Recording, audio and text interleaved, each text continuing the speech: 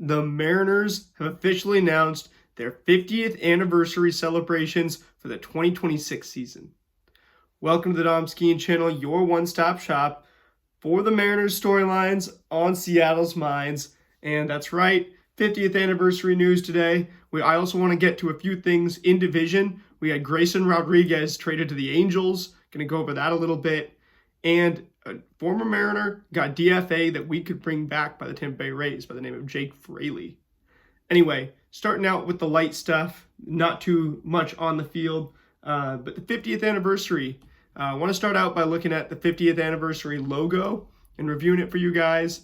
When I saw the picture just flash on my screen, at first I was like, that's it. And then as I looked a little closer, I started to like it more and more. Now, the first thing that popped that I liked, it's pretty sleek and stuff, but I like the seasons in that old style font from the very beginning of the Seattle Mariners franchise. I think that just really throws it back. The lowercase, everything really just looks kind of weirdly modern in a way now, to throw it back like that. Then, obviously the compass rose, our North Star, they call it. Whoever typed this up, by the way, whoever typed all the details out, shout out to you. You did an excellent job with the marketing. Kevin Martinez, head of marketing for the Mariners, big dubs today in the chat for Kevin Martinez. An original return to nod to our history. We revive the original typeface and lettering from our inaugural 1977 season uniforms. On the compass rose, they said, our North Star, the Mariners compass rose, our steadfast guide towards Seattle's first World Series and many more. Really playing into the thing that we, just trying to win a world championship, bring it to Seattle, which obviously is the goal. But it's fun to see the team really embracing that now. I mean, Naylor talking about it in his press conference, Raleigh talking about it constantly. Everybody's, Julio talks about it. Everybody's talking about the World Series in Seattle. And that's a cool thing because we've really never been talking about it as a realistic possibility until now. For the PNW, they say the 5 and the Northwest Compass tick aligned to honor our upper left home amongst the shorelines, forests, and mountains. That's cool, kind of a nod to the compass part of it, where the 5 and then the left half of the compass, the compass baseball are completely aligned. That's really kind of a tiny detail though, which is what I'm saying. They really did this thing up for the marketing. This is my favorite part of the entire thing though. A record remembered, a ring of 116 orienteering lines commemorates our MLB record 116 win season in 2001. Ichiro's my favorite player ever. I mean, the 116 win season is what made me a Mariners fan. I was a fan of Griffey and Buhner before that, but the 116 win season in 2001 was really what got me, infected for life. So really happy that there's 116 ticks. It's a really small detail. Nobody's going to notice it, but it's extremely cool. Deeper details they go on. Beveled edges inspired by the directional markers in our iconic logo bring depth to every line and curve. This one I didn't really think was a huge deal, but I do think it makes the logo look better overall. And this is a professional graphics team, right? They did a professional job on this graphic. This ain't something that somebody made in Canva. This is something that they spent a lot of time on, and I can see that.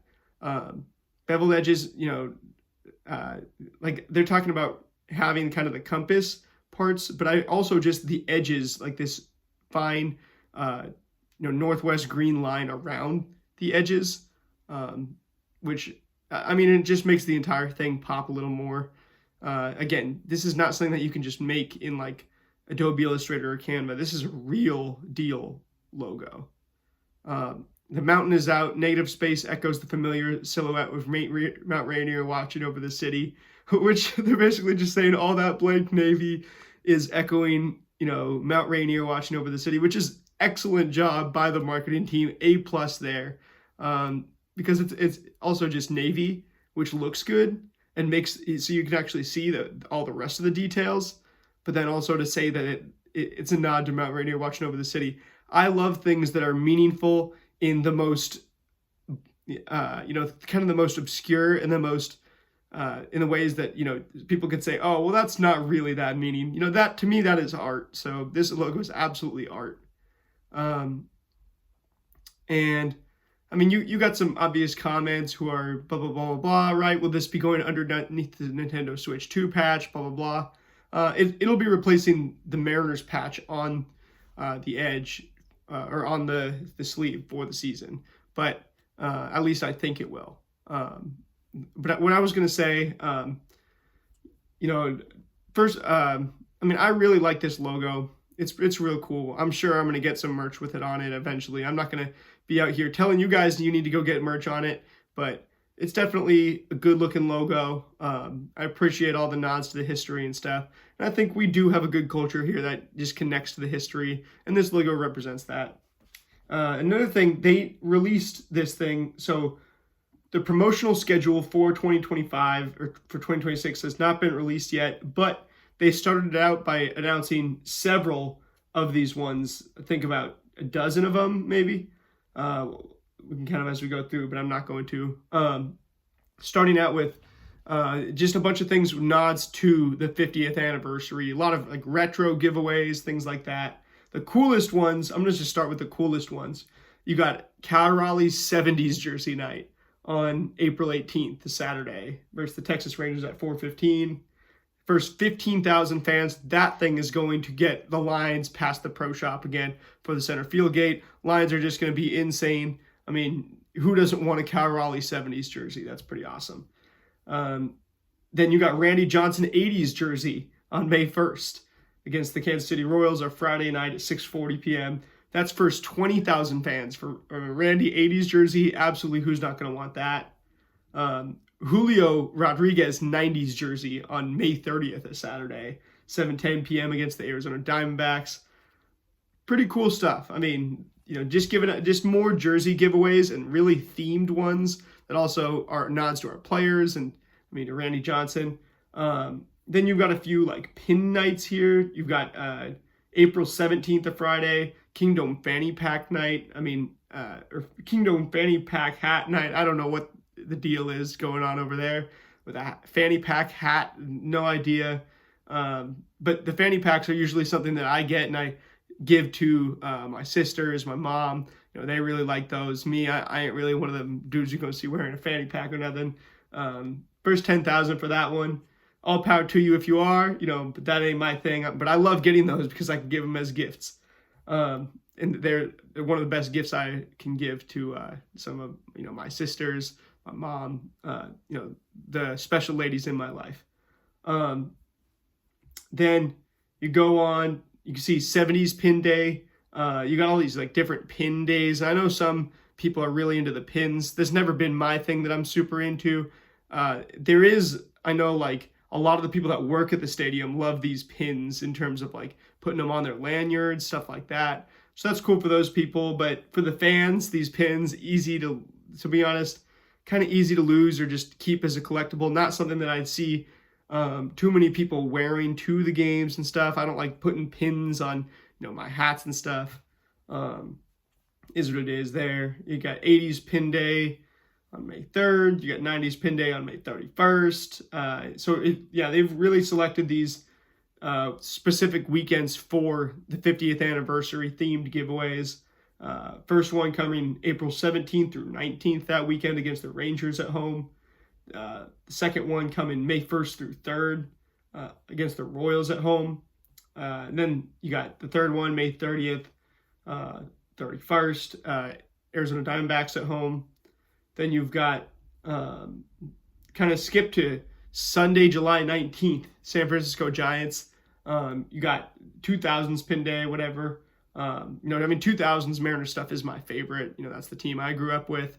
That's the most that you'll find in my collection up and down here. But again, the memorabilia and stuff is all cool. I've got a lot of it, and what I have already is most important to me. So, I hope that a lot of fans get the chance to get this that don't have a whole lot of stuff. That's, and if you, are one of the real diehard collectors, shout out to you too. You guys make the place, you guys are what makes this stuff valuable in the first place, in a way, too. Then you got on August 8th, This weekend against the Tampa Bay Rays, August 8th and 9th, you've got 50 season celebration night. Then you've got 50 seasons pin day. That one is a little bit interesting, which I'll come back to. You got 2010s pin day against the Cubs later in the month, August. Then you got 2020 is pin night, September 26th. Anyway, all these pins and stuff aside, right? That weekend, August 8th and 9th against the Tampa Bay Rays, was supposed to be carved out for Randy Johnson weekend. And since, the Mariners are home the weekend before against the Twins, which is, I think, July 31st through August 2nd, that now has to be Randy Johnson weekend, unless something happened that we don't know about, because that is the weekend that guys go into the Hall of Fame. Is always the first weekend of August, or usually the second weekend of August. And usually we're playing the Tampa Bay Rays to boot. But yeah, we're not home the next weekend. The weekend after that, there's another giveaway in there. But there needs to be 3 specific Randy Johnson days on the July 31st, August 1st, August 2nd. And I expect that to be the case fully. That really is something that usually gets announced a little bit later. But I would expect it to get announced soon because tickets are supposed to go on sale like next week, I think. And so it's a little bit curious that they put this in that weekend that Randy weekend was supposed to happen on. And, if they're moving Randy weekend because of it, that's a little bit interesting as well. But I do fully expect it to still happen until we hear otherwise. Now, I wanted to do something really fun. Wanted to tell you guys kind of my top 50 Mariners who I voted for, because there's this big vote now for the top 50 Mariners, greatest Mariners players, and you can write in players as well, but eligible player criteria must have one of the following: played 4+ seasons in Seattle, 1+ All-Star appearances, currently leads, you have to have one of the following. Anyway, played 4+ seasons in Seattle, 1+ All-Star appearances, currently leads near the top in major Mariner statistical category, or part of an iconic moment. And so those are kind of the really reasons that you would do it, right? For catchers, I only went with 2, Cal Raleigh and Dan Wilson. Dave Valley is an obvious inclusion in this list for some reasons, but I ended up just having to take him off because I had a whole lot of other guys who I had to keep on there. For designated hitters, I had to go, Edgar Martinez and Nelson Cruz have to make this list, no question there. Ken Phelps, also a pretty good option. Dan Vogelbach been an all-star, but I don't think makes it for sure. Especially, definitely not one of the greatest 50 Mariners of all time. No disrespect. I thought it was crazy when we DFA'd him. Actually made a video about it on this channel where it didn't completely make sense, and he went out to have a little more success elsewhere as well. But infielders, A-Rod has to make it. Adrian Beltre has to make it. Alvin Davis has to make it. Brett Boone has to make it. I know some people who put Bruce Bochy. I didn't end up going with him. I don't think he needs to make, even though it feels like a lot of people want to include some of the guys from the earlier days of the team. I don't think necessarily the Bruce Bochy is one that needs to make it. Carlos Guillen, I voted for. I went with Dylan Moore I wanted to put on there because he was a Mariner for a long time, was with us for a lot of big moments, even though he might not have had the big moments. And he was an incredibly important part of instituting the control the zone philosophy that Jerry Dipoto is really built this team on and built, over the last decade. So I wanted to get him in there. Didn't end up being able to do it, though. He was one of the last. He's like 51 or 52 for me, though. Gino. Now, we've tried Gino here in the regular seasons a few times now, 2 times, and it doesn't necessarily work as well as one would have hoped, but the biggest home run in Mariners history, other than Cal's clincher, definitely, one of the biggest moments in Mariners history, that home run in Game 5, that I think makes him on this list alone. Then Harold Reynolds I ended up putting on there. JP I definitely had to put on there, the captain. Gene Segura is somebody who I think is in the first 5 out. Joey Coro was one that I ended up putting on there as well. Olerud absolutely makes it for me. Jose Lopez made it for me. He was one of my ones that really was kind of a borderline guy that I know a lot of people won't put, but I put him. He was an all-star, and I just remember, people starting the Jose, Jose, Jose, Jose chant when I was little. I feel like he really did capture the fan base in a way. There was some teams there that really got some good attendance, didn't end up making the playoffs, but would have in an expanded format that we have now. I think Jose Lopez could have been a great part of Mariners' playoff history if he had the chance. Naylor, he's already top 60, 65 with that press conference. He's only played 50-something games for the franchise, but in the regular season, like 60-something, including the playoffs. But Naylor is well on his way. By the end of this contract, we were absolutely expecting him to be one of the top 50 Mariners of all time. Kyle Seager definitely makes this list. You can't have this list without him. Mark McLemore, to me, has to make this list as well. Mike Blowers, him and Dave Valley are kind of in the same boat for me, where I think they're right up there. But I didn't. Since I submitted it, I don't know if I can even go back and see it after submitting it. So I probably should have, waited to submit it until I was right here with you guys, or even look at it. But you know what I mean. Robinson Cano has to make it. Absolutely one of the best players in Mariners history. Probably a top 10 talent in Mariners history. Tino Martinez I put on there as well. Had some really good seasons here. Then Ty France and Willie Bloomquist were two of my last 5 that I unselected after. I think I selected 57 from this list just going through it. Dave Henderson, I picked long live. RIP him. Goody, I think, was close, but I didn't put him, although he had a lot of years here that mattered, and was a guy that gave a lot of fans a chance to root for somebody and stuff. Ichiro, obviously, for me, it's not going to get any better than Ichiro, even though, I love Ken Griffey Jr., who's also obviously, those are the two most obvious inclusions, the 2 greatest Mariners of all time. Julio obviously is on here, going to be a Hall of Famer. Jay Buhner's obviously on here, not only, being such an amazing player for the franchise, but also, how outspoken he was and the way that he kind of led this team by example, plus verbally. Then, this is also, just to clarify, the 50 greatest Mariners players of all time. So, you could easily put, Ryan Rowland-Smith would make it for me if it was just the 50 greatest Mariners of all time.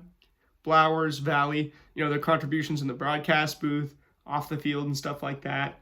But it's just 50 greatest Mariners players, clarifying that. I put Kyle Lewis on here.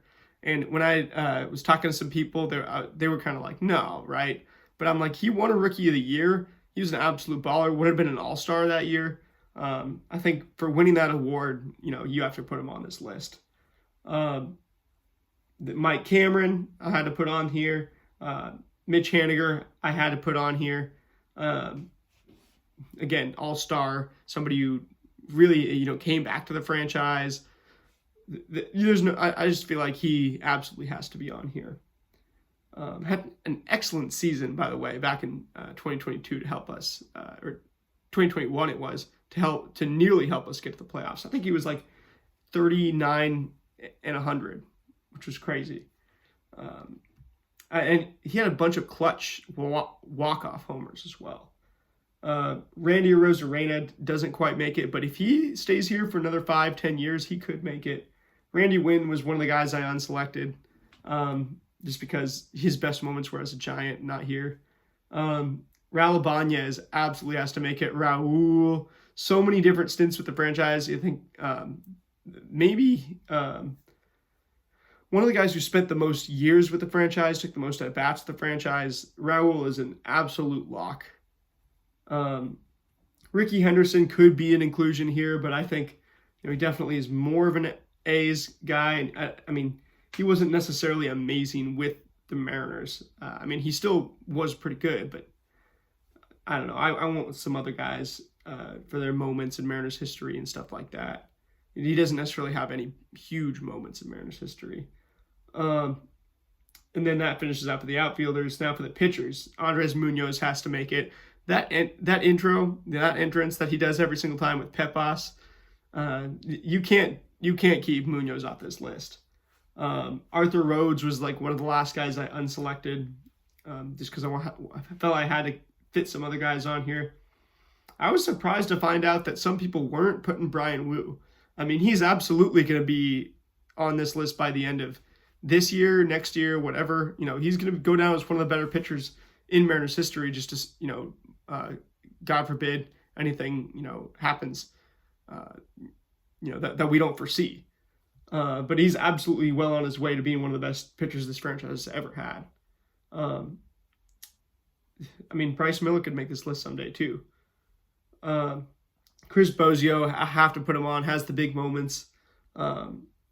You got to put on Diego Segui. He threw the first pitch in the franchise's history.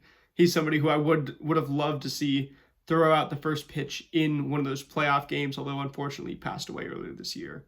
R.I.P. You got some guys on here, some fun names to remember, like Doug Fister was really good for us before we traded him to Detroit. Edwin Diaz definitely makes this list for me as well. Felix Hernandez, the best pitcher in Mariners history, I think so. Even, right up, Randy Johnson's right there with him, both all-timers, but Felix being a one-team guy for his entire career is like, you've got to just give Felix some love there. Freddie Garcia definitely on there. George Kirby, doesn't quite make this list for me here, but I think he definitely could.